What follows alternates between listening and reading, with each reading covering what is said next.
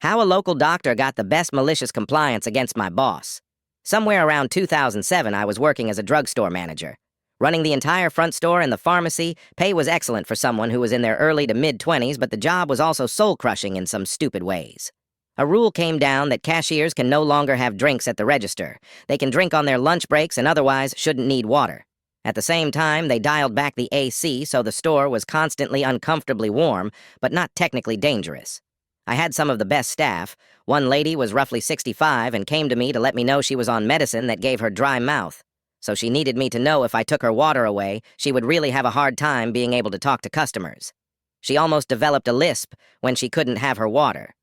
I told her, no worries, have your water. I'll deal with my boss when he sees you someday. Because he was running 40 stores, and mine was generally not a problem store. He only came by every 60 days or so. Eventually, he does swing in and asks her about her water. She says I have a medical condition, and I told her it was fine. I also told him I had approved the water. He pulls me into the office to let me know that for her to have that water, she needs a doctor's note.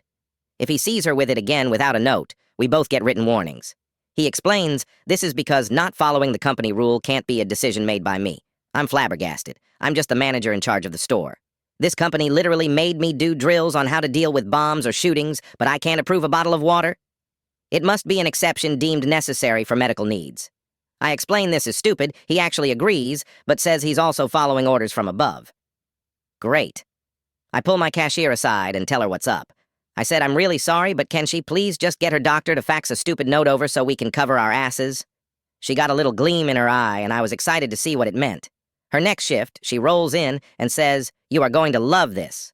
She hands me about 100 copies of a letter that says something along the lines of, I do solemnly state that cashier is medically a human being and requires water on regular intervals while working and not solely during breaks. This was a massive waste of my time, and your company should be ashamed of yourself. I will be recommending your competitor as much as humanly possible to my patients who fill prescriptions in this town for the rest of my natural life. Dr. Blank. The next 40 were identical letters each, with a different staff member listed as my genius cashier has snagged an old schedule with first names and last initials. The rest had a blank space for me to fill in new hire names so our staff could all have drinks on the sales floor. My boss wasn't even mad. None of the higher-ups above him ever mentioned it on a store walk, so I assume it was covered in a meeting of people higher up than me.